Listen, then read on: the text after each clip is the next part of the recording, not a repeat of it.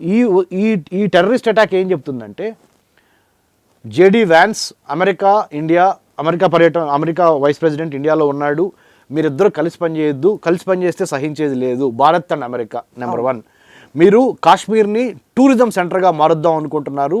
చాలామంది non locals, అంటే ఇక్కడి నుంచి దక్షిణ భారతదేశం నుంచి కానీ ఉత్తర భారతదేశం నుంచి కానీ చాలామంది కాశ్మీర్ వెళ్ళి కాశ్మీర్లో కూడా నాన్ లోకల్ రెసిడెంట్స్గా మారి అక్కడ వ్యాపార వృద్ధి చేస్తే ఆ వ్యాపారం ద్వారా కాశ్మీర్లో ఉన్న జనాలందరికీ ఉపాధి దొరుకుద్ది అనే ఒక మంచి ప్రణాళిక. అసలు యాక్చువల్గా అది మన హ్యూమన్ సెక్యూరిటీ, మానవ రక్షణకి, మానవ భద్రతకి సంబంధించిన విద్య, వైద్యము, పర్యావరణము, ఉపాధి, ఈ 4 కనుక ఇస్తే మనుషులు కొట్టుకోరు అనే దాని మీద కేంద్ర ప్రభుత్వం దృష్టి సారించి హ్యూమన్ సెక్యూరిటీలో భాగంగా విద్య, వైద్యము, ఉపాధి, ఆరోగ్యం పెంచాలి, అక్కడ ఇన్ఫ్రాస్ట్రక్చర్ పెంచాలి అని మనం ప్రయత్నం చేస్తున్నాం. అంటే మన పాజిటివిటీ మీద ఒక నెగిటివ్ దెబ్బ వేయడానికి మన యొక్క అభివృద్ధి చూసి ఓర్వలేనితనము, మనం ముఖ్యంగా జమ్మూ కాశ్మీర్ని మిగతా రాష్ట్రాల్లాగా నార్మల్గా చేసేస్తున్నాము అనే ఒక అక్కసు.